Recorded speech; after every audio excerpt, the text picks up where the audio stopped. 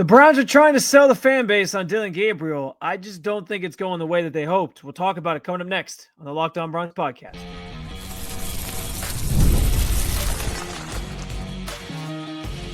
You are Locked On Browns, your daily Cleveland Browns podcast.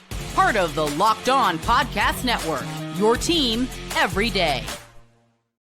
What's up, Dog Pound? I'm Spencer German, your host of the Locked On Browns podcast. I'm proudly covering your Cleveland Browns each and every single day in the land and on the road. The Browns are preparing Dillon Gabriel to play at some point. We'll get into it. This week will be a critical one for that Browns quarterback competition, and Carson Schwesinger is the rookie who has stood out the most during Browns training camp so far. First, though, I do want to thank you for being an everyday with the Locked On Browns podcast, making this your first listen every single day. Remember, you can find Cleveland Browns content with Locked On Browns every week, Monday through Friday, guaranteed.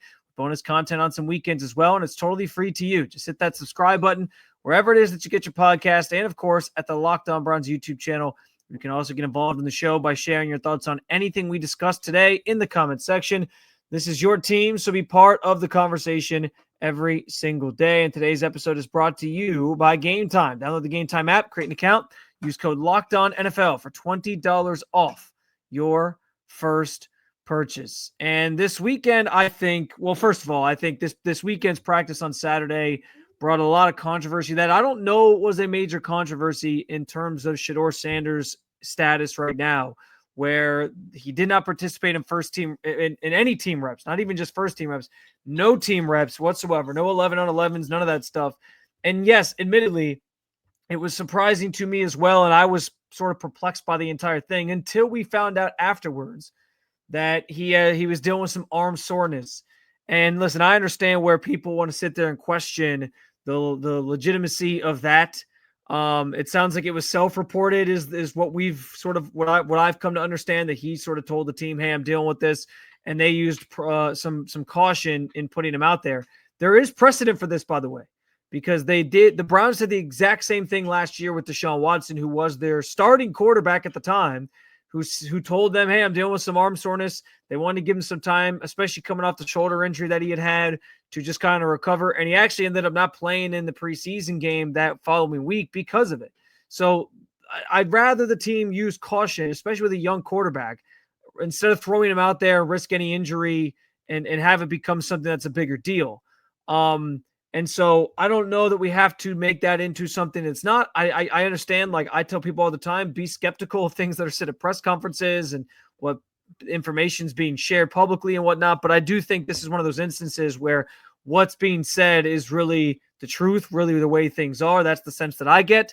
And so because of that, I don't know that this has to be some major controversy that he sat out. I think it really was maintenance for a young guy, and they do this for veterans, by the way, too. So it's not the end of the world. I understand he's in a quarterback competition, and people want to see him get his fair shake, and that hasn't really happened. So it becomes almost this boogeyman of, are they doing him wrong? But I think legitimately, based on the information I have, he is dealing with some soreness, and they were trying to exude some caution, which I think is how people should want that to go, right? But the bigger part of this is Dillon Gabriel's role in this entire thing. Because Saturday aside, because Saturday, obviously, if you really only had two quarterbacks throwing, it was Joe Flacco and Dillon Gabriel. Of course, he was going to get a larger amount of reps. But what's been interesting with Dillon is the fact that he has gotten the bulk of, I think, just in general, first-team reps. Like if you totaled up through camp how many first-team reps he's had, he probably has the most of any of the quarterbacks out there. More than Flacco, more than Pickett, who obviously missed a bunch last week. And so I find that interesting because it feels very much like they are preparing Dillon Gabriel to play at some point this season. I'm not saying it's going to be week one, because I still maintain that the plan here is start one of the veterans week one, get through X amount of games in the season, and then pivot to the rookies. And it certainly looks like, of the rookies, Dillon Gabriel is going to get the first crack based on how this team is handling the situations right now. But here's my biggest gripe, and here's where I think I can understand where people can and should be frustrated, especially if you're in the Shedeur Sanders, if you're in the Shedeur Sanders camp. I understand, like, Kenny Pickett's been hurt, so somebody has to take those first team reps, right? Somebody has to. It's not all just going to be Flacco. They're going to divvy him up, But my thing is, okay, once Kenny Pickett got hurt, I thought this was an easy pathway towards Shedeur finally getting first team reps, which, by the way, I've continued to maintain that I think he's earned to this point, and he still hasn't taken reps with the first team on offense. And so that's where I'm like, okay, they are making a strategic choice to give Flacco and Gabriel during this stretch where Kenny Pickett's not out there and available, to give him a major handful of these reps and even more than the two guys that we think are going to be starting week one. He is getting even more of those. And so that to me says they are trying to almost like expedite this process with him. They are almost they are trying to really give him opportunities to prove what he can do, prove themselves, I guess, in some level right about making the pick that they made in Dillon Gabriel and prepare him to play at some point this season. And I understand like it's supposed to be a competition. So at the end of the day, I get where like you're going to try to prepare all these quarterbacks in some way. But the difference between like the reps that he's been given and Shedeur hasn't been given, I think is pretty telling. And it's hard too, because like Saturday with Shedeur even not throwing was a rough day for Dillon Gabriel. And I have tried to be patient with Dillon in that I have I always leave room for, okay, maybe my evaluation or thoughts on Dillon during the pre-draft process and others' thoughts on Dillon Gabriel in the pre-draft process. I mean, let's think about it. Teams find diamonds in the rough in the third round, in the sixth round. Like, I mean, Brock Purdy, for example, right? Like sometimes a quarterback gets put in the right situation, the right system, and they can thrive. And so I've left some room for that. The idea that maybe Dillon could have some success here and do some things. But I think that, like, and I actually thought like last week, I thought he was turning the corner a little bit where you saw some things where you were like, okay, he's starting to make the throws, the layered throws that you're looking for. And he seems like he's picking up the speed a little bit more. But then the last couple practices of the week last week were just brutal for him. He did not have good days. I think the one day, like I said, he was like 3 of 14. And he had, I know there was a couple drops in there, like I mentioned, but it wasn't a good day. And then Saturday was another bad day for him. And that's maybe like as you get deeper and deeper into camp and he's continuing to get opportunities. I understand that some of this is you just want to evaluate the guy and see what he can do. And so you're okay with some mistakes every now and then because it's training camp. But at the same time, like it has continued to, in some respects, like regress and get worse for Gabriel. And I don't know that there's just going to be like this magic moment where he just like snaps out of it at this point. And we're going to feel like that's a legitimate starting quarterback that they're trying to sell the fan base on right now, but they keep forcing the issue. And that's what's interesting because, and that's where I can understand where people are frustrated too, when they sat there and I think that Kevin Stefanski sort of framed this the wrong way.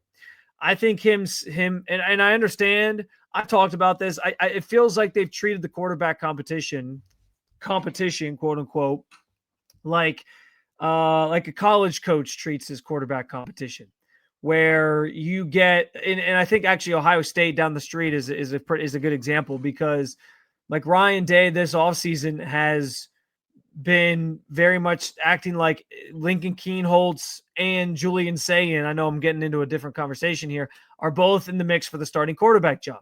But then players are sort of saying off the record to reporters that it's pretty much been Julian Sayin for a while now who's going to be the starter. Like they know who it's going to be, but the coach is framing it. Ryan Day is framing it as an open competition still, as camp has started just last week.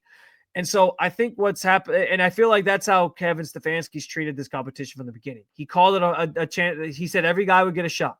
He said every guy would have a chance to play. He basically put it out there that it was a four-way competition for the starting job. And it just hasn't actually been that. It has been sort of two guys and the veterans fighting for the starting job and the other guys fighting for that primary backup job. And now Dillon Gabriel, because he's getting an extra amount of reps because of Kenny Pickett being absent from practice, seems like they're preparing him to, go toe-to-toe with Joe Flacco right now at this stage of camp. And I just don't know that he's ready for that, but they are putting him in a bad situation and it's to be evaluated in that way. And it hasn't necessarily gone great. So listen, they could have easily, as Kenny Pickett was out, they could have easily divvied up those reps, those first team reps, especially between both Dillon Gabriel and Shedeur Sanders in some way. But they didn't. And so they have every step of the way of this competition, they have basically signaled to you that it wasn't truly a competition between four guys. And if that, and with that, and understanding that, like, and that they were sort of slow playing it, especially with Shedeur, and that it was going to be about the other quarterbacks, Kenny Pickett and Joe Flacco, really having the opportunity to win the job, but then Gabriel is maybe in their purview now and has a chance to be part of this. But it was never going to be like a fair thing for all of them, because if it was, Shedeur Sanders would have taken reps with the first team by now. So listen, I think Gabriel has work to do. And I find it fascinating that as a third-round pick, they are putting him out there like he's a first-round pick right now and giving him the most first-team reps in these things. And so in some ways, they created this by not having a quarterback situation really at all. But they seem adamant to try to prove to everybody that they know Dillon Gabriel can play. And to this point, we just haven't seen it. And so that is a little bit concerning at this juncture. We'll see what happens if Kenny Pickett's back this week. And actually, this week is a major one for this competition for a number of reasons, which we will talk about here coming up on the Locked On Browns podcast. Time to fuel up and turn it up with 5-Hour Energy Transfusion. It brings the bold grape, ginger, and lime flavor of your favorite golf drink minus the alcohol into a quick, energizing shot. Whether you're sinking birdies or just making memories with friends, this one's a hole-in-one for your energy game. Let's be honest. Some days on the course or off it, you just need an extra boost to stay sharp and energized.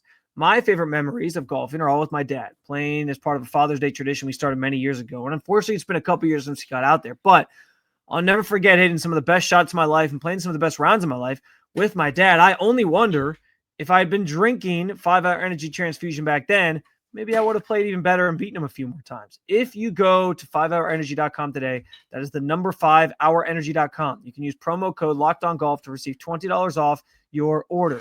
This offer is only valid until September 30th. No one-on-one order and cannot be used with other promotions. This code is good for, this code is not good for subscription orders as well. Whether you're meeting up with friends or trying to turn 18 holes into 36, get your energizing boost you need to power through.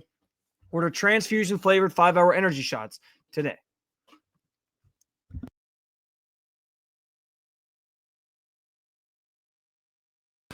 So as we talk about the quarterback competition, and as we talk about the Browns forcing the issue in a major way with Dillon Gabriel, maybe controversially, or maybe, weirdly enough, and here's the thing, I don't think Dillon Gabriel is ultimately going to start week one, but they are certainly putting him in a situation where they expect him to play at some point this season, and they are preparing him like, hey, you could be up at some point, so let's get you out there. But here's this week is going to be a key one in this competition, where things stand, how things go, and it's for a number of reasons. We'll start. Let me actually start with Shedeur, because the arm soreness thing over the weekend. Again, my understanding is that's true, that's accurate, and that he sort of self-reported that, which you want them to take care of the player, and they are certainly doing that. But does this linger into this week? I'm going to guess not. They had a day off on Sunday. I'm sure he'll be okay. But understanding where he's at physically is going to be important for the week ahead, as he hopes to take some reps, maybe at the joint practices, certainly in the preseason game on Friday. And I've said it before, like Shedeur's chance to shine and really change people's minds about him on this coaching staff and on this team, and get even more opportunities, is going to come in those preseason games. He's going to have to ball out. He's going to have to put on a show. I think he certainly has the capability of doing that, but that is his stage because clearly it's not happening at training camp where they're giving him the meaningful reps. So those preseason game reps are going to be key for him, and I'm interested to see what he does. But is he going to be ready to do that given the arm soreness? I think he'll be fine. I think it was just sort of like a one-day maintenance thing, but certainly something to keep in mind as we talk about this quarterback competition.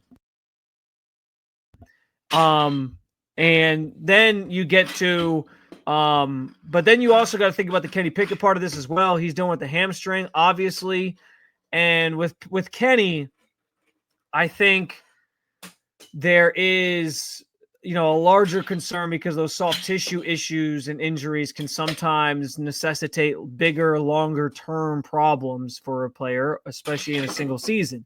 So that's something to certainly monitor. And everyone's kind of going to want to know if he's going to be back throwing in team stuff this week. He returned to the field in individual work the late in this past week and into Saturday. But then this week, is there going to be a little bit more on his plate? Is he going to be cleared to do a little bit more? He talked about how his running ability is going to sort of be capped a little bit. Like they're going to have to hold him back from doing certain things just to be safe in terms of not him over exuding himself and causing any further problems with the hamstring. And I totally understand that from the sense of like, you just got to be careful at this point and protecting the player, if you will. So yeah, like that's another thing that sort of comes into focus this week because you have a joint practice, you have a preseason game. How available are those two guys going to be, and especially Pickett going to be in trying to participate in certain phases of this training camp and preseason that they need him to in order to accomplish what they're hoping to accomplish and get a sense of what they're, get a read on where they're at as they prepare for the season. Those things all matter. So it's big on those two fronts because injuries at this time of year are concerning, but also you got to know where guys are at so they can be appropriately evaluated. And Pickett certainly falls into that because he's fading in this competition just by nature of not being out there. And he knows that. He actually talked on Saturday about that, about the fact that he understands, there's frustration for him that comes with not being out there because he knows like he's in a competition and he's going to fall behind and that other guys are getting reps and there's, a chance you get passed on the depth chart. He wants to be out there. He said if it was up to him, he would be, but he also has to take the medical advice of the team doctors and play it safe and be careful here. And that's what he's trying to do.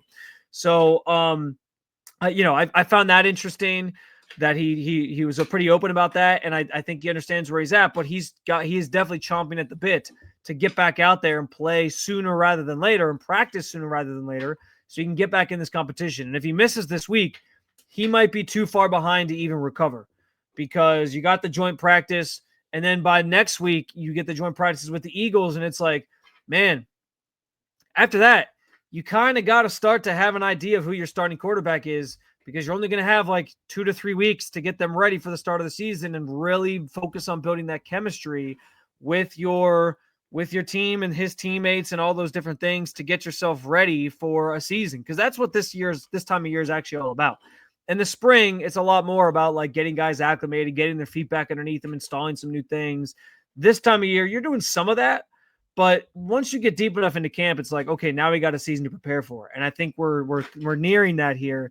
And so the Browns certainly need to, find out what that looks like. And so Pickett missing another week would be detrimental to his chances of winning this job. I think he's already falling behind because Flacco looked really good, especially late last week and looked like the Joe Flacco you'd expect. But he misses this week with a joint practice in there, preseason game in there. He might be out of it altogether. And that would kind of put the kibosh on this competition as a whole. Then you get to the other guys, but really though, like it's the injuries are the focus for this group right now. But at the same time, like I've talked about it a ton, the joint practice settings are one of the biggest evaluation tools that this team uses to, find out about players, whether it's the quarterbacks, whether it's different positions. They consider those a really helpful tool in deciding, who can make it at this level, who can't. It's not going against your team. It's doing it's practicing certain situations and certain phases of your team and game while you're, the other team is just doing more in terms of like scheming against you because they're like, okay, you're going to run this in red zone. We have certain things that we want to test out to try to stop it rather than just like doing like baseline blanket stuff like you see in preseason games because people don't want to give stuff away and they're just kind of trying to get a read on players and what they are sort of bringing to the table. It's different. Like this is a legitimate, like competitive natured practice against another team. And so the Browns value that. And so, seeing the guys go in these sessions, in these settings is going to be a massive thing for them as they continue to make decisions in this competition. We talked about Dillon Gabriel and how they're preparing him to play at some point. listen, it's been ugly, especially recently at camp. Once you get on the field against another team, if it looks bad, it's only going to get worse for Dillon Gabriel. Or vice versa. Maybe he'll look better against another team, and that'll help his situation out, and people start to feel better about him. But again, those things all matter in that setting specifically. It's only one joint practice, but it is going to be an important piece of the puzzle here as this team tries to figure out who they are, what they're going to do, who their starting quarterback is, and then you get to Friday and you get the preseason game against the Panthers as well. And again, Kevin Stefanski has not been shy about the fact that he thinks preseason games are a small piece of the puzzle, but they don't give you everything. But I know, like, there's plenty of people who haven't made it out to camp. Maybe you haven't made it to camp. And that's going to be your first chance to see these guys, play in a competitive setting on the field. And so there's going to be a lot of hype and bluster, or on the flip side, frustration or concern that comes with what plays out in those preseason games, especially starting on Friday. And so we'll see what all that looks like. We will see, how these things all go. But whether it's the guys who are sort of considered the starting guys, Flacco and Pickett, theoretically, if Pickett's still in the mix here, if it's one of those guys in the joint practices and maybe to start the preseason game, or if it's the two guys and the rookies that I'm thinking are sort of competing for the primary backup job, like this week is going to be important for sort of setting the depth chart even more than what we've seen to this point. And so, yeah, a lot of big opportunities coming for these guys in the days ahead as we try to dissect this quarterback situation even further and determine what's the path forward, what this team's going to do, how they're going to handle all this. It's all going to sort of play out here in the next couple of days, at least to start. And then we get the joint practices with the Eagles next week, which I think will sort of be one of the main final pieces that the team looks at to determine, okay, this is the direction we're going with our starting quarterback. So big week ahead for the quarterbacks, but I need to talk about somebody else coming up, because Carson Schwesinger has been the rookie that has stood out the most and made the most noise, literally, at camp so far. We'll talk about it coming up next on the Locked On Browns podcast. Have you ever decided at the last minute that you want to head to a ball game with some friends or family? Maybe it's a game day and suddenly you realize you just want to be in the stands. That's exactly where Gametime comes in. It's the easiest way to grab last-minute tickets without stress. Gametime makes buying tickets fast and simple. Prices on the app actually drop the closer you get to the first pitch. And they've got incredible last-minute deals, clear seat views, and the lowest prices guaranteed to take the worry out of buying. Last year, I went to Gametime for the first time. I bought tickets to see Ohio State, Michigan with my wife. The results of the game, yes, very disappointing. I get it. Rub it in if you're a Michigan fan. But we got to say we saw the eventual national champions in person. And with the transparent ticket pricing and panoramic seat views, Gametime became my go-to app for buying tickets. Take the guesswork out of buying tickets with Gametime. Download the Gametime app, create an account, use code LOCKEDONNFL for $20 off your first purchase. Terms apply. Again, create an account, redeem code LOCKEDON NFL for $20 off. Download the Gametime app today. Last minute tickets, lowest prices, guaranteed.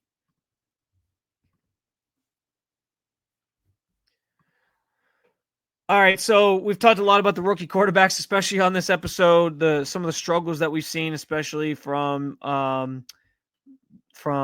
Dillon Gabriel. But I want to talk about a rookie that has been really, really good so far in camp and probably stood out the most. And it doesn't mean that the other rookies aren't going to have, good careers or play well this season or anything like that. It's just you've noticed him the most of all these guys, and that's Carson Schwesinger. It's been hard to miss Carson, frankly, because he has been really bringing he's been making a lot of noise with his pads once the pads came on this past week. And you can just see him flying around and making plays and contributing in a major way. It's been undeniable to the point that, like, his teammates are noticing and talking about it. Like last week, we got a chance to talk to Mahamoud Diabate, and he called him a cerebral player who's really, really smart and picking things up quickly.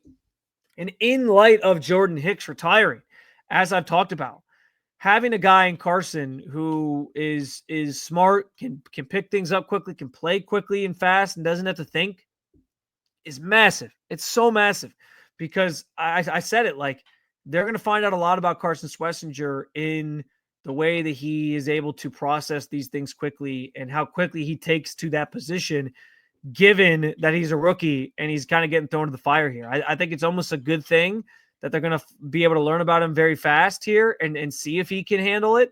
And so far, he's like passing with flying colors. His teammates are all talking about how quickly he's picked things up. They're all noticing how he just goes out and makes the plays, and it's like, he's not fazed by it.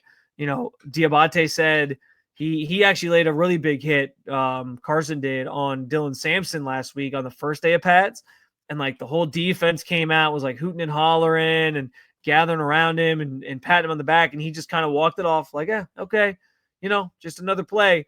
Like he seems he has that demeanor about him where he's like, hey, I'm just here to play football. I know what I can do. And I think that's honestly like helped them respect him even more.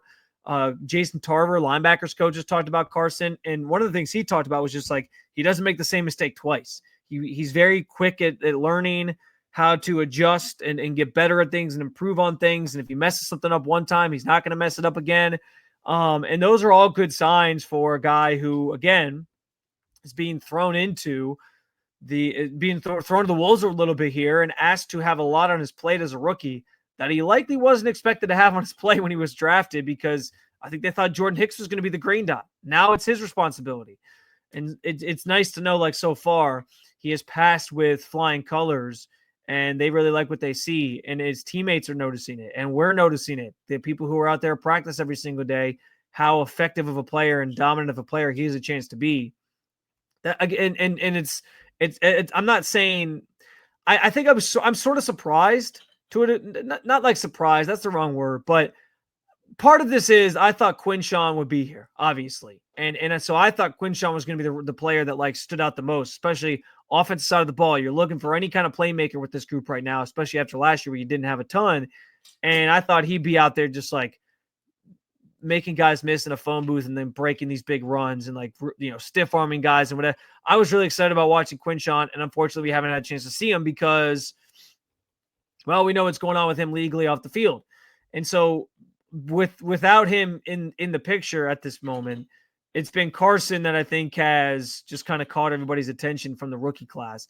And like I said, it's not a slight on the other guys. Like Mason Graham, I think he's shown some things, and he has a chance to be really, really good. They took him number 5 overall for a reason. I think he still is going to be he's going to be a major contributor on this team. He's going to be a day one starter, all of those things. But at the same time, like, he just has a different demeanor about him. He's very quiet. He plays a position where, like, yeah, like right now, you're not seeing defensive tackles as prominently, like, make these plays that you're going to, like, notice because they're not hitting quarterbacks. And he's going to be getting in the backfield, and he has several times. But you're just not – it's just not a play. It's not a position right now that is as noticeable. Like, you'll see him get in the backfield and be like, okay, that's probably a sack. But it's not like he's hitting guys. But I have a feeling like you'll be able, once they put the pads on, once they're playing games, especially in the preseason, you're going to see Carson dominate, and you're going to see Mason dominate, and everyone's going to be like, okay, we're good here. But I just think at camp specifically, Carson has stood out. And a lot of it is the noise he's made out on the field with the pads on, tackling guys and flying around. And it's been really, really refreshing and good to see. I still think there's Harold Fannin. I think this past week was good for him. He started to sort of come along a little bit more. He was making some nice plays. Joe Flacco was looking his way a little bit more. He did have a couple drops last week, but hey, par for the course, especially as a rookie. And yeah, I think like the quarterbacks, we talked a ton about them. And I think Dillon Sampson's done some nice things, but of the rookie class, it has been Carson Schwesinger without question to me, who has stood out the most and been out there sort of making the most plays, and has just been hard to not notice, if you will, whether it's him with turning up the volume with the hits or him just in general flying around making plays. He's been great. And it's a good sign because that linebacker group without Jordan Hicks, it took a major hit. They're going to need somebody to step up and make those plays. And Carson's already looking like he's going to be able to handle that and capable of being that guy that they need. So keep an eye on him continually throughout camp. Keep an eye on him when the preseason games come here late this week and then into next week and beyond, because Carson's making some plays already. And I think like the Browns feel really good about the fact that they have an impact player. His teammates, he's caught the attention of his teammates. He's caught the attention of his coaches. It's a really good start to a potentially very fruitful career for Carson Schwesinger. I know it's just camp. I'm not trying to get ahead of ourselves, but he has looked very, very good. Another episode down with the Dog Pound. Thank you for joining me as always to talk about your favorite football team. Hit that subscribe button. Make Locked On Browns your first listen every day, because we got plenty more coming this week, as we'll get you ready for joint practices on Wednesday. We'll get you ready for the preseason game, first of 3 against the Panthers on Friday. You're going to want to follow along, so hit that subscribe button if you haven't done so already, wherever you get your podcasts. And, of course, the Locked On Browns YouTube channel for your second listen. Check out Locked On Bets, where betting experts Lee Sterling and Kevin Rogers have daily MLB locks and can't miss football futures. Or keep it local. Check out Locked On Cavs or Locked On Guardians. Thank you for being here every day with the Locked On Podcast Network. I'll talk to you again real soon, Cleveland. See ya.